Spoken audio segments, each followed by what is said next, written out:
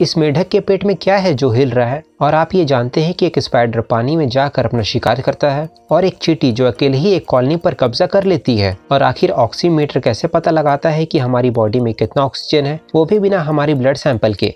आज आप ऐसे ही इंटरेस्टिंग फैक्ट्स को जानने वाले हैं जिसे देखने के बाद आपके पास बोलने को शब्द ही नहीं बचेगा। इसीलिए आप इस इंटरेस्टिंग फैक्ट की वीडियो को जरा भी मिस मत करना।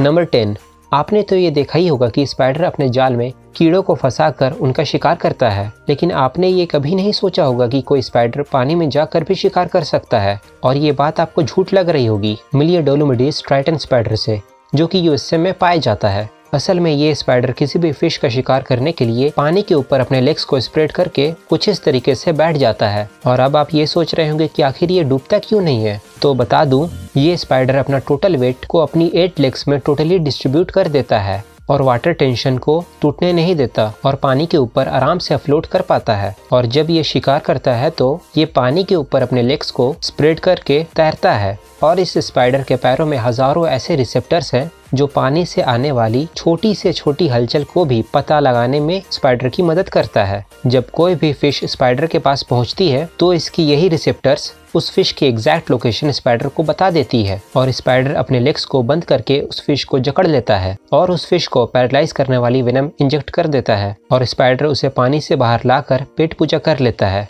और एक बात आपको बता दूं इस स्पाइडर के बारे में, ये स्पाइडर इकलौता ऐसा स्पाइडर है जो पानी के अंदर भी सांस ले सकता है। नंबर 9, ये है कलरफुल स्पाइडर। इस स्पीशीज का नाम है क्रिसेला। इसे देखने से ऐसा लगता है कि ये होली खेल के आया है, लेकिन इसकी बॉडी में ये कलर्स नेचुरल है और ये श्रीलंका, इंडिया और भूटान में पाया जाता है। अगर आप में से किसी ने इसे देखा है तो कमेंट करके ज़रूर बताना। नंबर 8, क्या आपको पता है कि आप सबके पास एक ऐसी चीज़ है जो इस धरती की है ही नहीं? जी, मैं गोल्ड की बात कर रहा हूँ, जो हम सभी के पास है। असल में ये धरती का मेटल है ही नहीं। हाल ही में हुए कुछ स्टडीज में ये पता चला है कि गोल्ड उल्का पिंडों के रूप में हमारी धरती में आया है, क्योंकि गोल्ड धरती में मौजूद इकलौता ऐसा मेटल है जिसकी सारी प्रॉपर्टीज उल्का पिंडों से मिलती है, ना कि धरती में पाए जाने वाले मेटल से।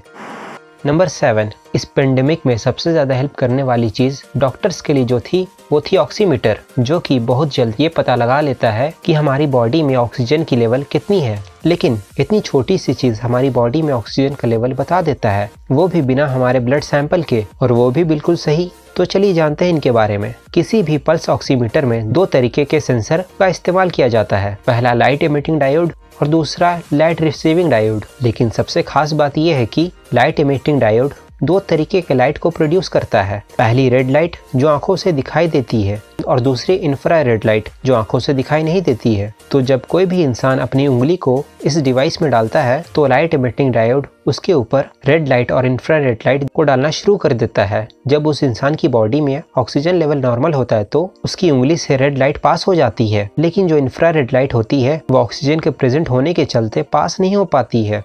तो जो लाइट रिसीविंग डायोड होता है उसे पता चल जाता है कि हमारी बॉडी में ऑक्सीजन लेवल कितना है, और जब हमारी बॉडी में ऑक्सीजन का लेवल कम होता है तब उस कंडीशन में लाइट रिसीविंग डायोड तक रेड लाइट के साथ साथ इंफ्रारेड लाइट भी पहुंच पाता है। तब अब आप समझ ही गए होंगे कि ऑक्सीमीटर कैसे काम करता है।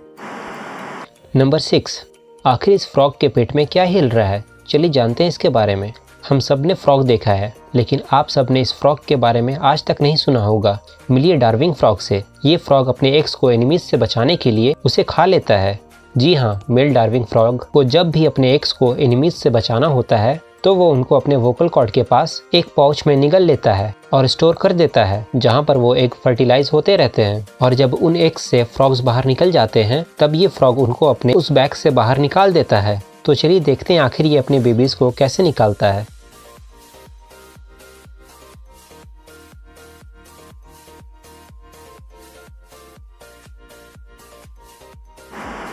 नंबर 5, आपने ऐसा फ्रॉग कभी देखा है? ये बिल्कुल तरबूज की तरह दिख रहा है, जिसमें 4 पैर और एक सर है। मजाक साइड में रखते हुए, इस फ्रॉग की स्पीशीज का नाम ग्लिफोगोलिसिस मोलिसिस है।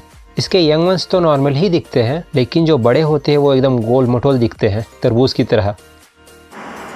नंबर 4, आपने भी ये जरूर सुना ही होगा कि घर के बड़े बुजुर्ग हमसे ये हमेशा बोलते हैं कि गाजर खाओ आँख तेज हो जाएगा, लेकिन कभी सोचा है कि ऐसा होता भी है या नहीं? तो बता दूं, ऐसा कुछ नहीं होता। ऐसा इसलिए बोला जाता है क्योंकि 1940 में जब वर्ल्ड वॉर 2 चल रहा था और ब्रिटेन ने रेडार का इन्वेंशन कर लिया था और इसके बारे में ब्रिटेन ने हर कंट्री से छुपा कर रखा था और किसी और कंट्री को इसके बारे में पता नहीं चलने दिया। और जब ब्रिटेन के एयरफोर्स रात में वॉर पर निकलते थे तो रेडार की वजह से दुश्मन के प्लेन पर हमला करके उन्हें मार पाते थे। और फिर जब दुनिया के दूसरे देशों ने ब्रिटेन से ये बात पूछी और पूछा कि आपकी फोर्स रात में मिशन कैसे कर पा रही है, तो ब्रिटेन की सरकार ने झूठ बोल दिया कि हमारे सोल्जर्स गाजर ज्यादा खाते हैं, जिसकी वजह से उनकी आंख तेज हो गई है और वो रात में देख पाते हैं और मिशन कंप्लीट कर पाते हैं। आप भी अपने सोल्जर्स को गाजर खिलाइए। तब से लोग ये बोलने लगे कि गाजर खाओ आंख तेज हो जाएगा।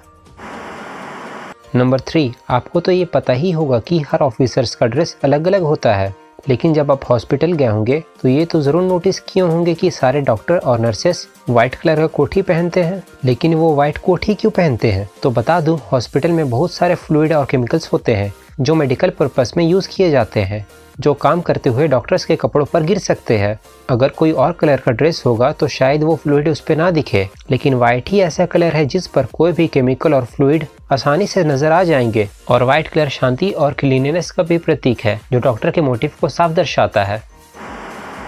नंबर 2, आपने चींटियों को तो देखा ही होगा, लेकिन आपने कभी उनकी लड़ाई देखी है?